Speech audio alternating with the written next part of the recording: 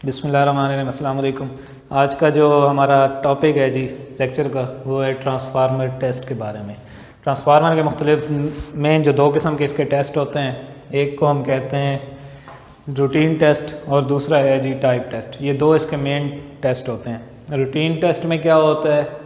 Routine test वो test होते हैं जो कस्टमर ख़ुद रूटीन के मुताबिक कर रहे होते हैं। मीन्स के जो जिनके पास ट्रांसफार्मर जो यूज़ कर रहे हैं, ठीक है, चाहे वो प्रैक्टिकली हम यूज़ कर रहे हैं या कहीं पे भी कस्टमर जो भी यूज़ कर रहे हैं, उनके ऊपर ये कस्टमर खुद परफॉर्म करते हैं ये टेस्ट, जिसके अंदर ये पोलैरिटी टेस्ट है, no load test, short circuit test, ratio test, open circuit, इस तरह मुख्तलिफ़ किस्म के जो टेस्ट हैं वो हम खुद इस पर परफॉर्म करते हैं। उनको हम कहते हैं रूटीन टेस्ट, जो रूटीन के मुताबिक हम करते हैं। और दूसरे जो टेस्ट हैं वो हैं जी टाइप टेस्ट।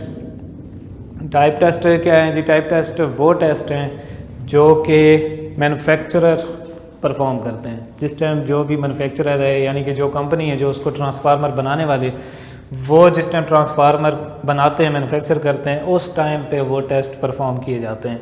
मींस के ये टेम्परेचर राइज टेस्ट है, जैसे ये इम्पल्स वोल्टेज टेस्ट है, नॉइज़ लेवल टेस्ट है, यानी कि जब उस पर टेम्परेचर राइज, यानी कि मैक्सिमम टेम्परेचर, कितने टेम्परेचर पर जो वाइंडिंग है वो काम कर सकती है, ठीक है, ज़्यादा कितना टेम्परेचर बर्दाश्त कर सकती है, वो मैन्युफैक्चरर खुद करते हैं।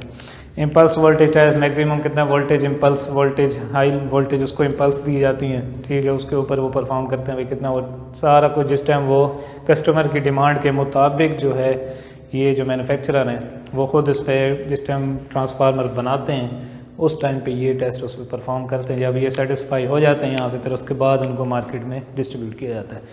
तो रूटीन टेस्ट में क्या चीज़ें, ये मुख्तलिफ टेस्ट हैं, जिसमें से हमने पहला जो आज हमने करना है वो है जी पोलैरिटी टेस्ट। पोलैरिटी टेस्ट, ये आप एक डायग्राम देख रहे हैं, सर्किट डायग्राम है पोलैरिटी टेस्ट की।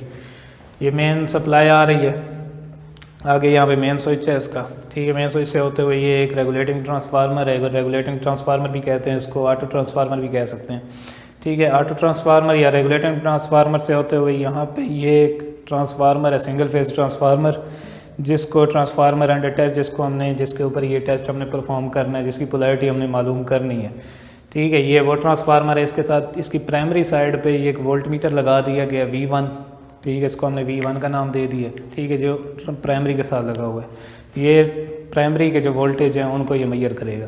इसी तरह सेकेंडरी साइड, ये सेकेंडरी वाइंडिंग के साथ एक वोल्ट मीटर V2 लगा दिया, इसको हमने V2 का नाम दिया, ठीक है। ये सेकेंडरी के वोल्टेज को मेजर करेगा।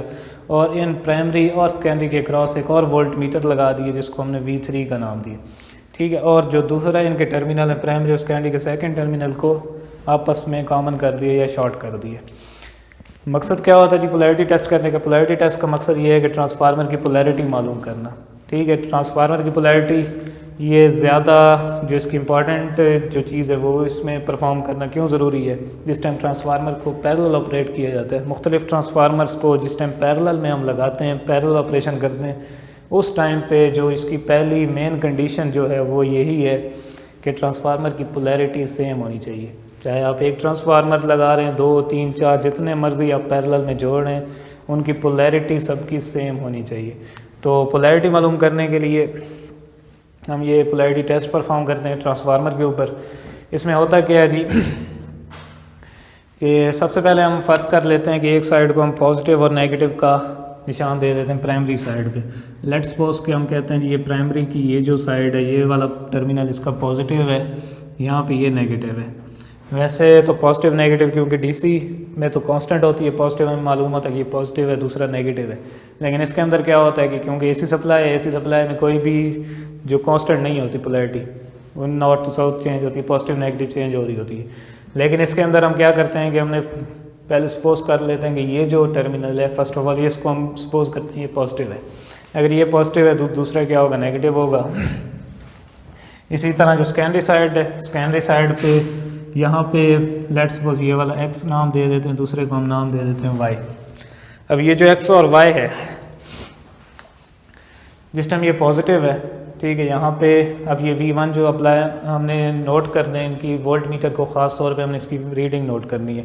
V1 जो शो कर रहा होगा, जो हमने प्राइमरी वोल्टेज यहाँ से अप्लाई कर रहे हैं, जो इस रेगुलेटिंग ट्रांसफार्मर के थ्रू हमें मिल रही है, ये V1 शो कर रहा है। V2 जो सेकेंडरी के ऊपर जो वोल्टेज मिल रहे हैं वो V2 है। अब आपने रीडिंग नोट करनी है इसकी V3 की। V3 जो है ये या तो दोनों का सम शो करेगा, मीन्स के V1 और V2 को ये ऐड करके बताएगा, या इन दोनों का डिफरेंस शो करेगा। मीन्स के अगर या तो इसकी V1 की रीडिंग जो है, लेट्स सपोज अगर V3 जो है वो V3 शो कर रहा है V1 प्लस V2 के, मीन्स के इन दोनों को ऐड कर रहे हैं। ठीक, अगर ये V1 और V2 को ऐड करके बताए V3, तो इसका मतलब होगा कि ये जो पोलैरिटी है इसको हम नाम दे देते हैं additive polarity. Additive polarity means के दोनों को जब ऐड कर रहे हैं उस टाइम पे जब ये V1 और V2 की जो सम होगा या दोनों को एडिशन जो होगी, अगर V3 ये एडिशन शो करे तो उसको हम कहते हैं एडिटिव पोलैरिटी। अगर V3 की जो रीडिंग है वो है जी V1 माइनस V2 दोनों का यानी कि डिफरेंस शो कर रहा है, तो उस टाइम पे इसकी जो उसको हम कहते हैं जी सब्ट्रैक्टिव पोलैरिटी।